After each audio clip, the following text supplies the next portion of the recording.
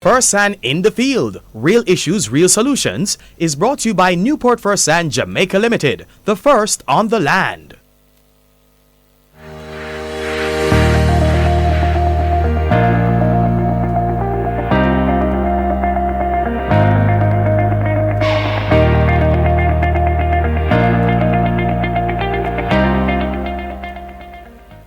It is now time for First Sand in the Field, the real issues, the real solutions.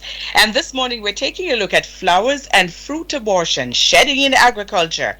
Melvin Henry is technical manager and he joins us this morning for the feature. Good morning, Melvin, and welcome back to the show. How are you? Morning, Altie. I'm doing great. Good morning to our listeners. Always a pleasure to be back. Melvin, I'm very happy that you're touching on this particular issue this morning because we have had several complaints, reports from farmers about these kinds of issues facing them. We have received messages. We receive messages from farmers from time to time about fruit and flower abortion. And so, first of all, how big an issue is it among our farmers? Okay, so one, if we look at, we do an evaluation of the number of times that we have the text messages, the concerns being raised, that is a clue into how serious a problem it is. And because of the mere fact that flower and fruit fall, or abortion, or shedding, in St. Elizabeth, you'll hear the farmers talk about the dropping of the truss, because this is actually something that happens with agricultural crops. It has the potential to significantly impact yield and the overall productivity, and from that standpoint alone, it is indeed a serious and a very major issue that must be analyzed and persons brought up to speed with as much knowledge as possible, where possible, to eliminate or reduce the incidences, thereby leading to greater levels of productivity.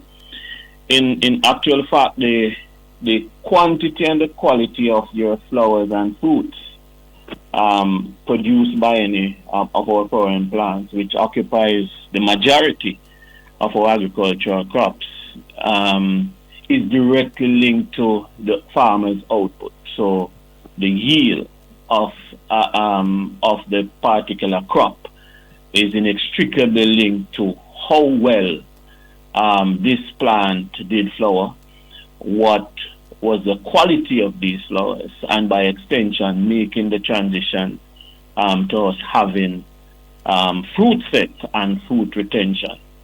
And it doesn't really matter whether or not the crop that we're speaking of is one that is considered, it has both the male and female reproductive organs on the same flower, because that is a phenomena or an existing condition or type of flower that we'll find on a lot of our agricultural crops. So, for example, if we look at our solanaceae crops, tomatoes, the peppers, the eggplants, you'll realize that the single flower has both the male and female reproductive organ on the same flower.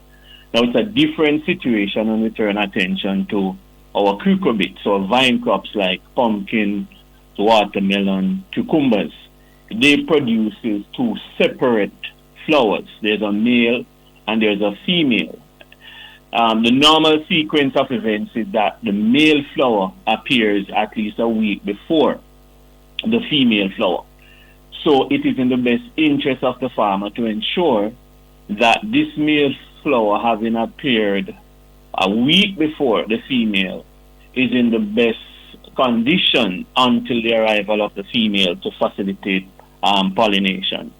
If it is that something goes wrong and you, for some reason or the other, is unable to maintain the health status of the male flower that appears before, then ultimately it will come to bear on how well you have pollination and whether or not you have the transition or that female flower with the ovule actually developing into a fruit. So it's a serious concern. We have seen it, and there are a number of reasons why it happens.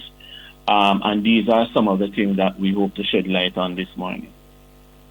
Well, since you just mentioned that, what are some of those factors? Delve a little deeper into the factors that determine the incidence and extent to which flower and fruit shedding occurs. So, because I think more of us need to understand the issue so we can in fact do something about it. Absolutely. So there is what we refer to, broadly speaking, as environmental factors, and by that we're referring to sunlight, the factors of environment, temperature, humidity, and stuff like those. Those are some factors that comes to bear on whether or not, or the extent to which we have flower and fruit shedding. So understanding those plays a critical role in mitigating the incidences. Another is the genetic makeup of certain crops. So as you move from crop to crop, you will find variation in the incidence in a given time, because different crops behave differently. And even within crop, you might have different varieties that performs better under different conditions. So for example, some farmers will tell you that they will never attempt to plant certain varieties of tomato during the hot, very high temperatures, or the reverse in the heavy rainfall conditions. They'll tell you the same thing based on observation with even leafy vegetables, that they understand which performs best in different environmental conditions. And to be honest, there's always a profile for the different seeds that are provided in the local agricultural landscape. So if you do some amount of reading, because all input suppliers, or most of our input suppliers would have done what we call the due diligence in determining whether or not these crops would survive well in the local environment. And so it is understanding or doing a little bit or touching base with your technical contact person. So for example, whilst we do not provide seeds as an input to the production system, we normally try to get the information, seek to have the information of the intended variety, and we do that sort of a profiling of the variety, because sometimes it's all enveloped in the genetic makeup of the plant itself. All right. There are other factors that could be referred to as mechanical factors, which has to do a lot with some of the practices, on-farm practices, what it is that is being done when.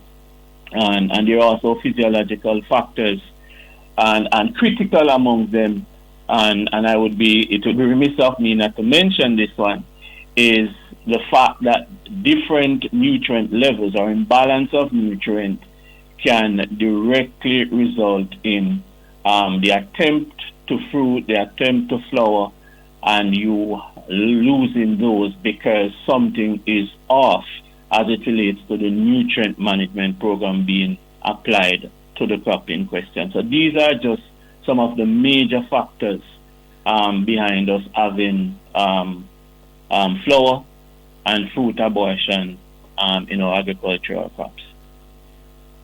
Right, and very important information. Want to encourage our farmers who might be having these kinds of challenges. If you have questions for Melvin, please feel free to send them to us or call through 876-922-4112 through 5. You can also send us a WhatsApp or text message 876-279-8598. So what are the factors then, Melvin? Guide us through and help us to get a handle on.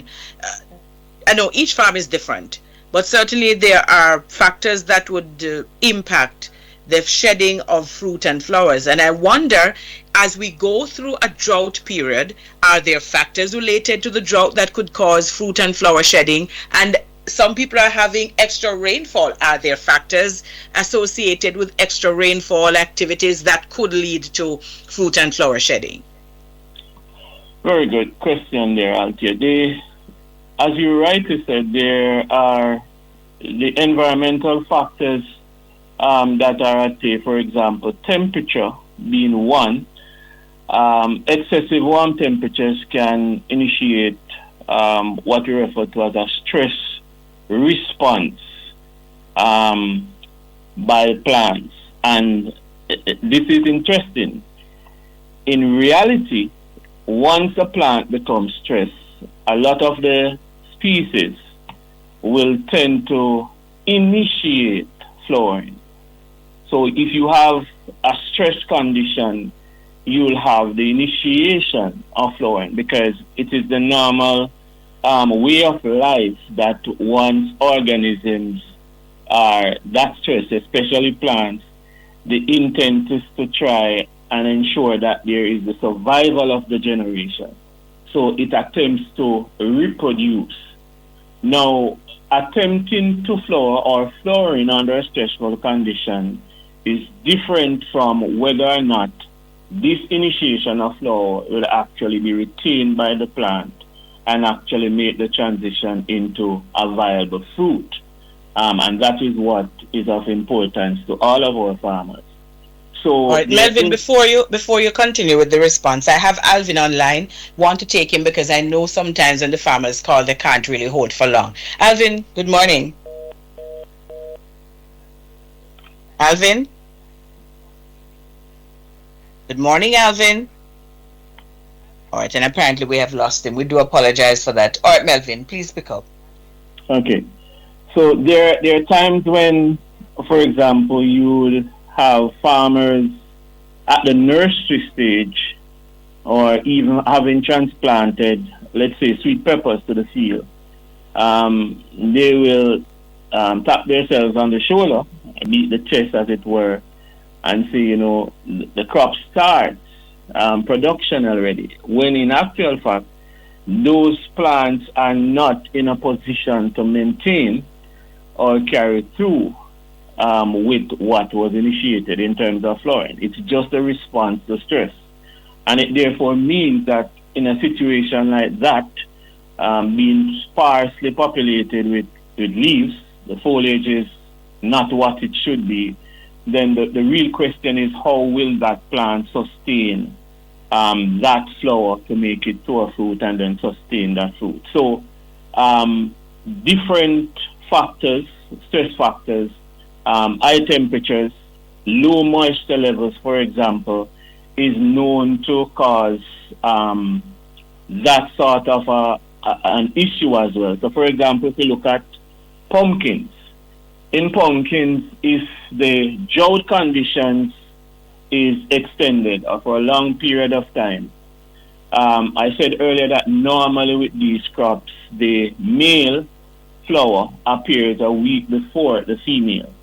Now, if the drought condition persists, what you will have happening is that you'll have male flowers being produced and no noticeable production of the female flower.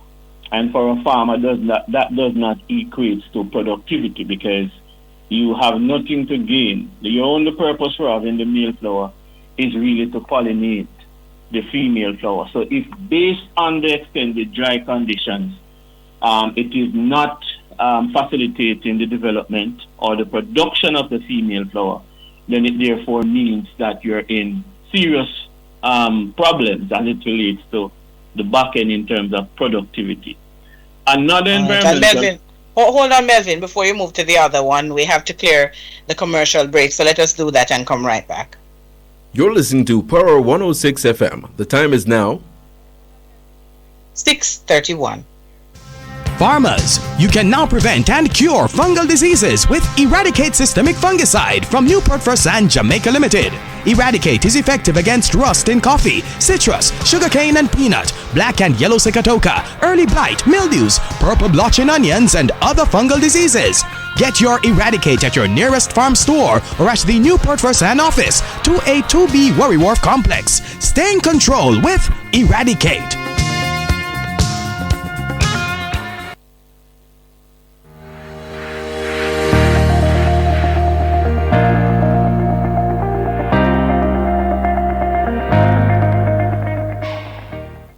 All right, so we are inside the feature and first and in the field. And this morning we're looking at flowers and fruit abortion, shedding in agriculture.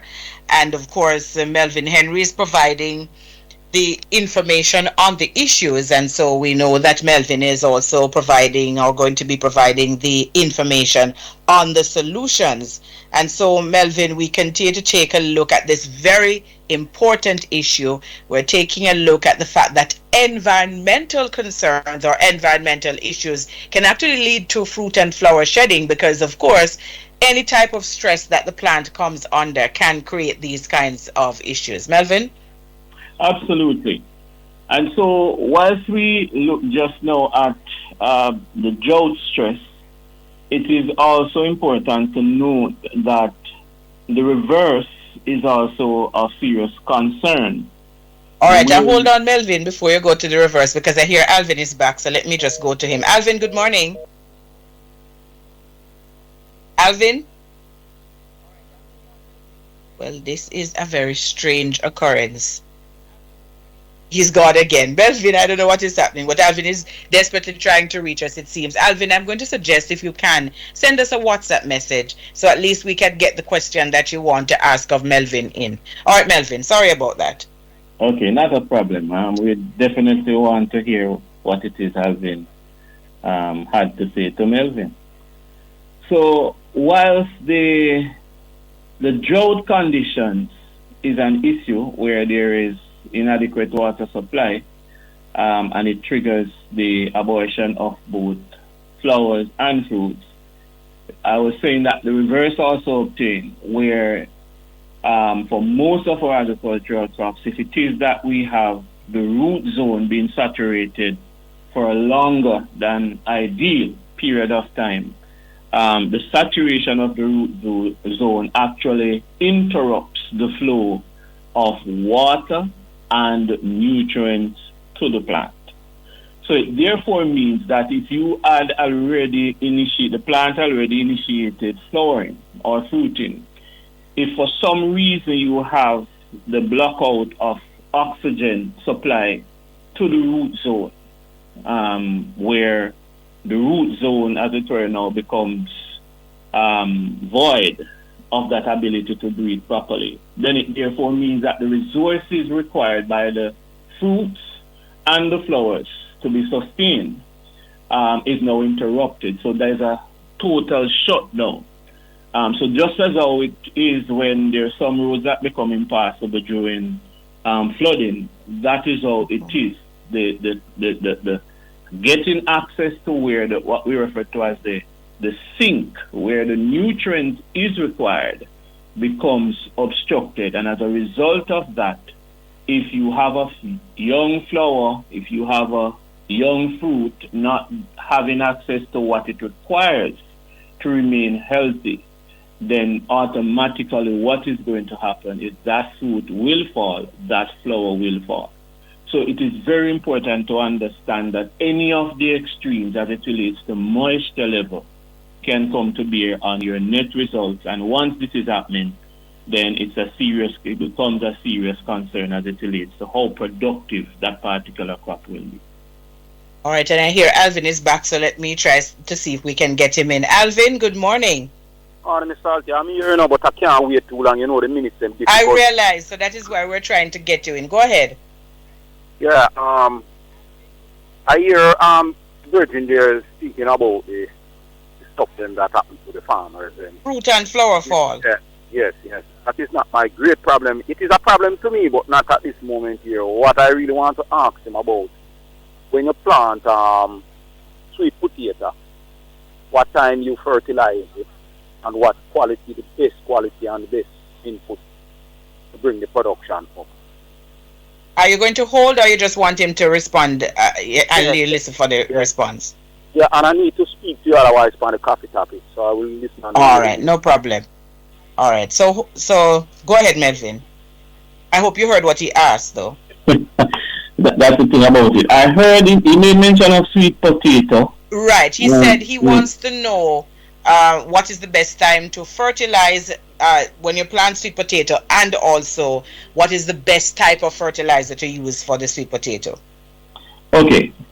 So sweet potatoes, as it were, you want to ensure that having transplanted or planted the cuttings or your planting material establishment, you want to ensure that the plant has access to nutrients readily, right away.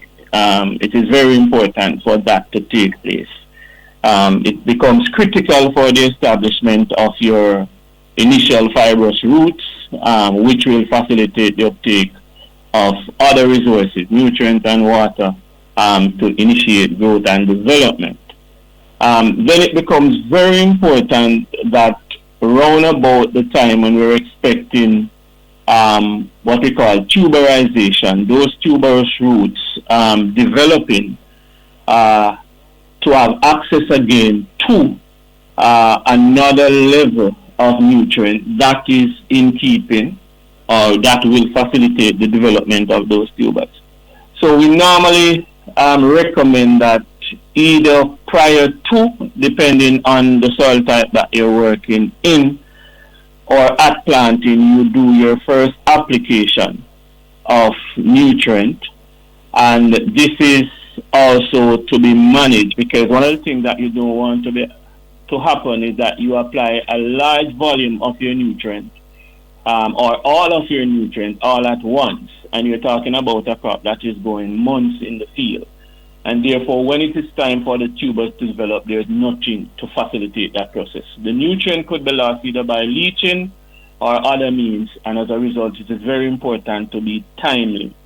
The second application, we normally recommend around about 45 to 60 days into the life of the crop. By this time, you'll have decent enough covering. The plant is now in a state where it can abstract or take up more nutrient and set the plant on its way. In terms of which formulation is the best, there's no easy response to that. In reality, each commercial production, every operation that is commercially operated, really should start on the premise of you knowing what you have in terms of nutrients available in the soil. And that can only be determined via soil tests. And from there, we would, at Newport First Hand, design a nutrient management program for you. Outside of that, it is key to note that sweet potato normally feeds at a ratio of 1 part nitrogen to 3 to 4 parts of potassium.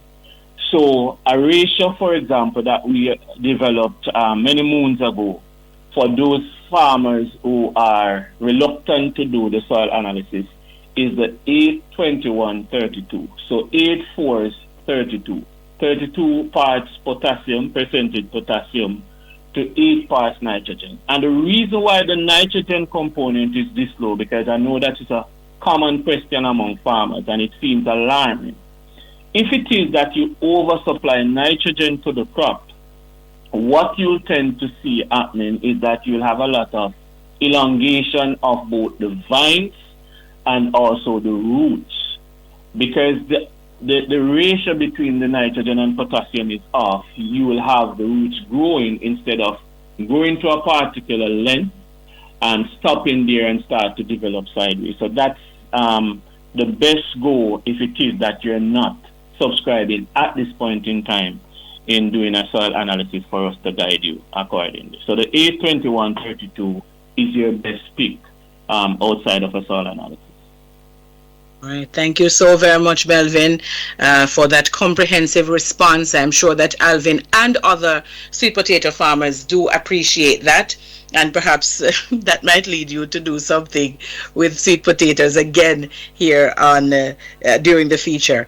But I want you then, Melvin, to now move to the solutions. And we do have some extra time on the back end of this conversation so that we will take you right up to the end of the program, so we'll have adequate time to take a look at the solutions. So jump into the solutions for us this morning in terms of what you have been discussing with fruit and flower abortion.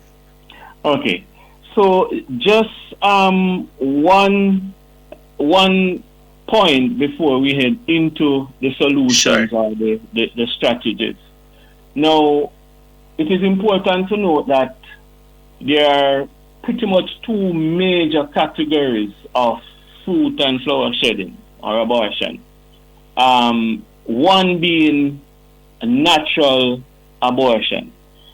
This is an incident, or this occurrence is normally at the earliest stage of flowering and fruit set, when there's a very high number of fruits and flower on the plant. So, in other words, once the plant produces profusely flowers and fruits, a natural means of ensuring that whatever is retained is of the best possible quality. You could have a natural process where the plant selects. So it's natural selection where it just get rid of some of these excess in the eyes of the plant, flowers and fruits, and that is natural. Now, what is important to note is when this normally happens. It normally happens at the start of the process.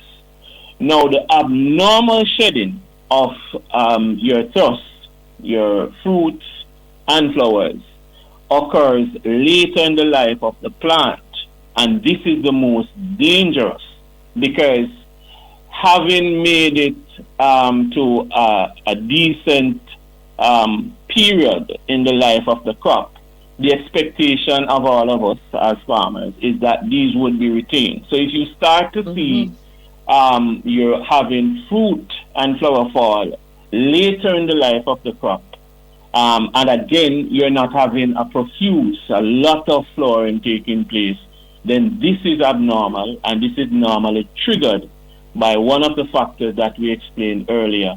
And this is of concern because this naturally will come to bear on how productive the crop is. So just to note that there are those two distinct classifications. So one, you can worry less about, but once you're seeing the abnormal situation late in the life of the crop or into the life of the crop, not at the start, then that is cause for serious concern.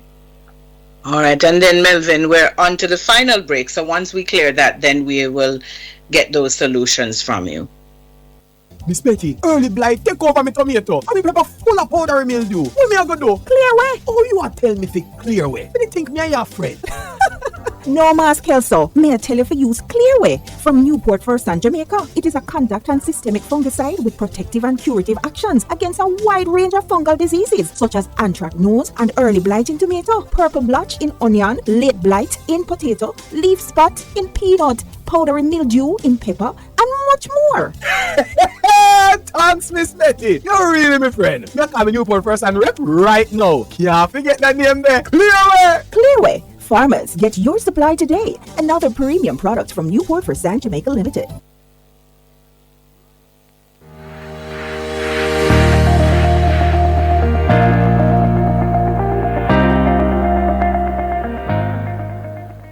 All right, so we're rounding out our conversation with Melvin Henry, Technical Manager with Newport First and he's been talking about fruit and flower abortion, and now he's going to use the last few minutes of this morning's program to focus on the solutions to those challenges. Melvin? Okay, thanks, Althea. So we looked at the fact that both extremes of moisture levels within the soil can in fact impact or contribute to the abortion of flowers and fruits. So with that said, it is very important to ensure that there is an appreciation of the fact that there is the need for an approach that is scientific in how we apply water or make available water to plants. I've seen situations in my experience where farmers having access to water is a detriment because they over apply moisture and the other extreme is where they don't have access and they suffer. So understanding that for most of our crops, the ideal range in terms of moisture level is at top 50%. So you want to have your moisture between 25-50% moisture within the soil. And this varies, of course, based on crops. There are some crops that have a greater tolerance to the soil having higher levels of water. So that is something that must be attended to. A common practice where, example, you have farmers being restricted by when they have access to water is to, okay, the system is on today, I'm just going to open these valves and allow water to run. Now, the danger with that is multiple. You're actually leaching out essential nutrients from the root zone, and again, interrupt the process of flow of nutrients from the source, which is the soil, to the sink, which is the upper part of the parts of the plant which requires the nutrient for growth and development. So that is something that must be approached, and I am confident that we have enough support, technical support, to guide our farmers and assist with us getting the right. In fact, there are some devices that are really inexpensive that are unavailable that you can actually place at one or several spots on your farm, and it would actually measure what the moisture level is, and if you follow that, it will actually indicate to you when it is that it's necessary, because too often the extremes is a problem.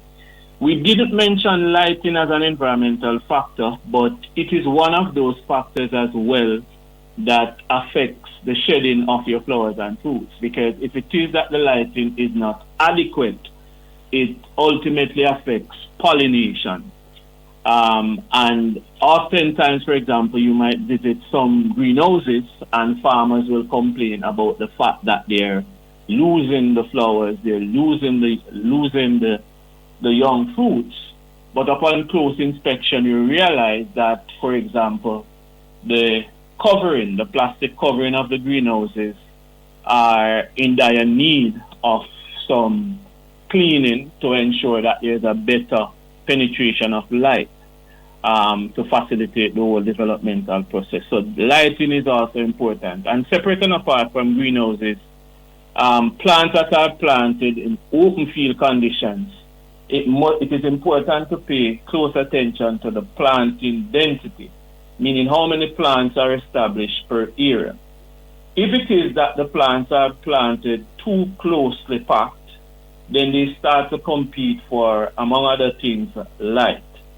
Once that competition starts for light, and you're not having enough penetration of light to the system, that again impacts pollination. And if the female flower, let's look at watermelons, pumpkins, if those flowers that comes out is not pollinated properly, pollinated properly, then it therefore means that at some point in time you'll just see them fall from the vine of the crop. So it is very important to pay attention to lighting. If it needs that, you need to remove some shade that is in existence around the plot. It is also very important that you do that, because inadequate lighting as an environmental factor plays a serious role. All right. So, hold on, Melvin. Don't move from lighting yet, because a question that just came into our WhatsApp. Good morning. I have a garden that is near to the street light, and my corn never does well. Are those street lights a factor, or is the street light a factor? Or could it be a factor? Because I don't know if you can say definitively whether or not it is based on that alone, but could the street light be a factor? That's a very good observation. In fact, there are a number of crops that we have that are sensitive to light and the period of exposure to light. Because you would imagine that once you're having the lighting at night, there are some processes that normally you'd expect to slow down. during the nighttime as a pretty much a resting period that they will continue because of that. So, for example, if you look at, for example, marijuana, it is one of those that extended lighting facilitates better production. When it comes down to sorrel, some varieties of corn as well, you will realize that the reverse obtains where, because of this overexertion, the plant feels as if it needs to exert in a particular way, then there's not enough rest and productive part of the cycle of that crop taking place. So it does come to bear on whether or not that crop is productive, yes or no. All right. And Melvin, we're almost entirely out of time. It seems to me we're going to have to do a part 2 of this conversation, because this is clearly a critical program in terms of the information that has been shared, and of course the fact that there are many farmers out there who have these kinds of challenges, and this hits them in their pocket. Because if you have planted and at the end of the process you have no fruit or very little fruit to sell, that is a challenge. It means that you would have spent money to put the crop in and you're not able to get out of it what you need to. So closing words from you. I know you have some activities coming up, and I believe that you will schedule that follow-up conversation with us. So I'm not going to worry about that. You'll just tell us when and we'll be ready and available. But you have some activities coming up, Melvin. Sure. So in terms of activities coming up, training and educating our farmers is a must. So on May 9th, we'll be looking at the principles of crop nutrition at the Marlborough Square in St. Anne. On Thursday, May 14th, at the Assemblies of the Firstborn Church, Allison, Manchester, we'll be looking at yam production and productivity. In terms of shows, the Manchester Horticultural Society show on Labor Day on Ward Avenue will be there to participate. On the 24th of May, the Jamaica Agricultural Society Hanover Agricultural Show will be there as well. And to wrap up the month in fine style, we'll be joining our partners at RADA. The RADA St. Elizabeth AgriFest will be held at the SDC Complex in Santa Cruz on Friday, May 31st. So we'll be there to participate and interact with our farmers, again, passing on much needed knowledge as we seek to make this sector a better one. I'm going to send you this message because the farmer growing the corn say they just grow tall and the ears never develop despite doing all the things that the corn need, like planting in a square patch, providing the necessary nutrients. So this sounds like it needs a follow-up too, Melvin, and perhaps you all need to do something on corn. All right, thank you, Melvin, and we look forward to our next conversation. Thanks, as usual. All right, take care. Let's just take a quick word and then we're wrapping this up and getting out of here in short order. First and in the Field, Real Issues, Real Solutions was brought to you by Newport First and Jamaica Limited, the first on the land.